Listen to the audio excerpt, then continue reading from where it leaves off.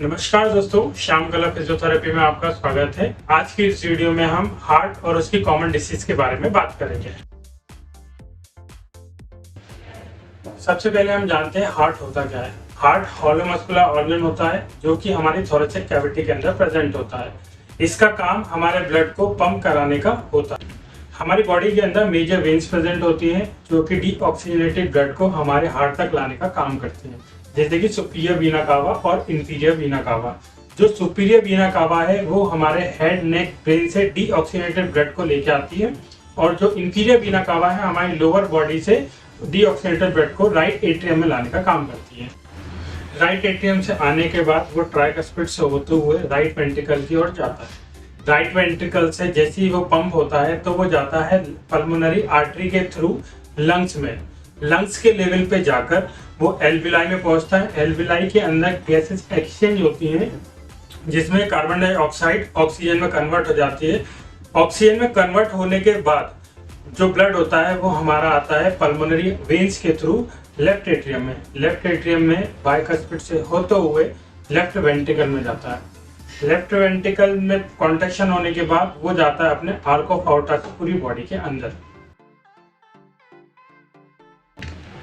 अब यदि इसकी लोकेशन की बात करें तो हार्ट का बेस जो बनता है वो सेकंड टू थर्ड रिब्स में बनता है, और जो इसका एपेक्स बनता है वो बनता है फिफ्थ रिब्स। अब ऑस्कल्टेशन लैंडमार्क की हम बात करें तो राइट साइड के सेकंड इंटरकॉस्टल स्पेस पे ऑर्टिक एरिया होता है। ऐसे लेफ्ट साइड के सेकंड इंटरकॉस्टल स्पेस पे पल्मोनरी एरिया होता है। राइट एट्रियम की जो लोकेशन होती है वो सेकंड इंटरकॉस्टल स्पेस पे होती है जो कि स्टर्नम के पास में होता है, और जो एपेक्स होता है वो होता है फिफ्थ इंटरकॉस्टल स्पेस पे मिड क्लेविकुलर लाइन पर होता है। इस पॉइंट को पॉइंट ऑफ मैक्सिमल इंपल्स भी बोला जाता है। अब नेक्स्ट आते हैं हम हार्ट के स्ट्रक्चर के बारे में। ये बेसिकली 3 लेयर से मिलकर बना हुआ होता है। बाहरी लेयर होती है वो होती है अपनी पेरिकार्डियम, बीच की लेयर होती है मायोकार्डियम, और जो अंदर की लेयर होती है उसको बोलते हैं एंडोकार्डियम। बाहरी परत जो होती है पेरिकार्डियम वो भी 2 लेयर से मिलकर बनी होती है। पहली होती है पेरिटोनियम जो कि टाइट फाइबर से मिलकर बनी होती है। इसके बाद जो सेकंड वाली होती है वो होती है अपनी विसरा पेरिटोनियम जो कि थिन फाइबर से मिलकर बनी होती है। इन 2 लेयरों के बीच के अंदर एक फ्लूइड पाया जाता है जिसको बोलते हैं पेरिकार्डियल फ्लूइड। ये फ्लूइड हार्ट को लुब्रिकेंट करने का काम करती है। यदि इस फ्लूइड के अंदर कोई इन्फेक्शन हो जाता है तो इस कंडीशन को बोलते हैं पेरिकार्डाइटिस। पेरिकार्डाइटिस को पहचानने के लिए एक साइन होता है जिसको बोलते हैं पेरिकार्डियल फ्रिक्शन रब। ये ऑडिबल साउंड होता है जिसको हम स्टेथोस्कोप से आसानी से सुन सकते हैं। एक नेक्स्ट कंडीशन होती है यदि पेरिकार्डियम के स्पेस के अंदर एक्स्ट्रा फ्लूइड इकट्ठा हो जाता है तो उसके कारण सेकेंडरी कंडीशन जनरेट होती है, उसको बोलते हैं अपन कार्डियक टैम्पोनेट। ये क्या करता है, हार्ट को प्रेशर देने का काम करता है। यदि पेरिकार्डियम इसके स्पेस के अंदर ज्यादा फ्लूइड इकट्ठा हो जाता है तो वो हार्ट को प्रेशर करता है, कंप्रेस करता है। इस कंडीशन को बोलते हैं अपन कार्डियक टैम्पोनेट। नेक्स्ट आती है हमारी मायोकार्डियम। मायोकार्डियम जो होती है वो हमारे हार्ट को पंप कराने में काम कराती है। थर्ड लेयर हमारी आती है एंडोकार्डियम। एंडोकार्डियम जिस टिश्यू का बना हुआ होता है उसी टिश्यू का वाल बना होता है, और जो ब्लड वेसल्स होती है उसी टिश्यू की बनी होती है। यदि इस लेयर के अंदर कोई इन्फेक्शन हो जाता है, यदि एंडोकार्डियम के अंदर कोई इन्फेक्शन हो जाता है तो उसके कारण वाल के अंदर भी डिस्फंक्शन होने के चांसेस बहुत ज्यादा हो जाते हैं। यदि एंडोकार्डियल में इन्फेक्शन हुआ तो वो वॉल में भी जा सकता है, और वॉल में जाके वो वेजिटेशन का फॉर्मेशन भी कर सकता है। अब वेजिटेशन क्या होता है? वेजिटेशन ब्लड और बैक्टीरिया का मिक्सचर होता है। ऐसे पेशेंट जिसके अंदर वेजिटेशन फॉर्म हो गया है उसके अंदर परकशन वाइब्रेशन नहीं दे सकते। यदि परकशन वाइब्रेशन ऐसे पेशेंटों में दिया गया तो वेजिटेशन वहां से हटके किसी भी बॉडी के किसी पार्ट में जा सकता है और ब्रेन में जाके ब्लॉकेज भी बना सकता है, जिसके कारण ब्रेन डैमेज भी हो सकता है। अब आते हैं हार्ट की ब्लड सप्लाई की ओर। हार्ट को जो ब्लड सप्लाई कराती है वो होती है कोरोनरी आर्टरी। इसका जो ओरिजिन होता है वो होता है साइनस ऑफ वाल्सल्वा से। जो कि आउटिक वाल्व के पास में होता है। इसकी दो मेन ब्रांच होती है, right side of coronary artery और left side of coronary artery. Right side of coronary artery का origin right side of aortic leaflet से होता है, और जो लेफ्ट साइड की आर्टरी होती है उसका left side of aortic leaflet से ओरिजिन होता है।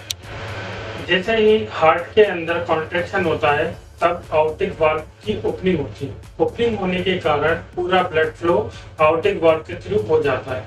जैसे ही मसल रिलैक्स में आती है वैसे ही आउटिक वाल्व क्लोज होता है। क्लोज होने पे कोरोनरी का जो वाल्व होता है वो ओपन हो जाता है। कोरोनरी आर्टरी की जो ओपनिंग है वो ओपन हो जाती है, जिसके कारण पूरा ब्लड जो रहता है कोरोनरी आर्टरी के थ्रू हार्ट में चला जाता है। ऐसा इसलिए होता है क्योंकि जो आउटिक वाल्व की लीफलेट्स हैं उसके जस्ट पीछे कोरोनरी आर्टरी की ओपनिंग होती है। जो लेफ्ट और राइट कोरोनरी आर्टरी होती है वो हार्ट के अलग अलग पार्ट को सप्लाई करती है।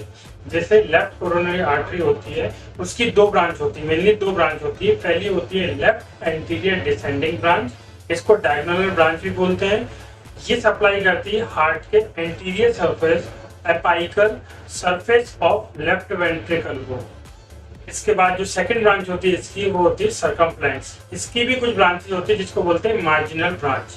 ये सप्लाई करती है लेटरल और inferior surface of left ventricle को और लेफ्ट एट्रियम को।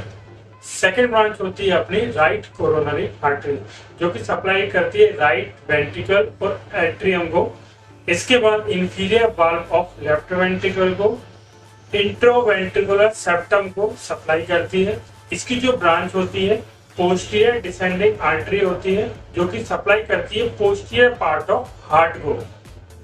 यदि पोस्टीरियर डिसेंडिंग आर्टरी हार्ट के पोस्टीरियर पार्ट को सप्लाई नहीं करती तब सर्कमफ्लेक्स आर्टरी उसको सप्लाई करने का काम करती है। यदि हार्ट की ब्लड वेसल्स के अंदर कोई प्रॉब्लम होती है तो उस कंडीशन को बोलते हैं हम कार्डियोवास्कुलर डिसीज, जिसमें मेन होती है अपनी coronary heart disease, coronary artery disease, myocardial ischemia या फिर कार्डियक डेथ, जिसके जो मेन कारण होता है एथेरोस्क्लेरोसिस के कारण है। एथेरोस्क्लेरोसिस के कारण मसल का जो मैकेनिज्म है, हार्ट की जो मसल होती है उसका जो मैकेनिज्म होता है वो चेंज हो जाता है, उसकी जो रिदम है वो चेंज हो जाता है, उसके कारण हाइपरटेंशन की कंडीशन भी क्रिएट होती है। अब एथेरोस्क्लेरोसिस क्या होता है, इस कंडीशन के अंदर क्या होता है, जो ब्लड की वेसल्स होती है, जो हार्ट की ब्लड वेसल्स होती है उसके अंदर फैट डिपॉजिट हो जाता है, जिसके कारण उसका जो ल्यूमेन है वो कम हो जाता है। इस कारण से जो हार्ट होता है उसको बहुत ज्यादा प्रेशर लगाना पड़ता है, जिसके कारण उसका जो मसल वर्क होता है हार्ट का वो बढ़ जाता है, जिसके कारण सिस्टोल और डायस्टोल के अंदर भी चेंजेस आते हैं, ब्लड का प्रेशर बढ़ जाता है, जिसको बोलते हैं हाइपरटेंशन। इसका एक मेन साइन सिम्टम होता है इडिमा। यदि बॉडी के अंदर सूजन आती है तो एक कारण ये भी हो सकता है कि उसकी जो आर्टरी या वेन है वो ब्लॉकेज